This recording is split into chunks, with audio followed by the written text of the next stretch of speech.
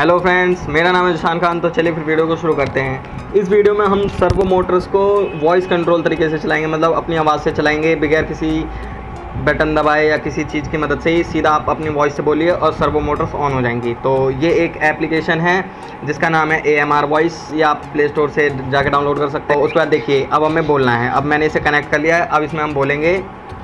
तो देखिए ये कनेक्ट हो चुका है। Servo on, servo of, servo on.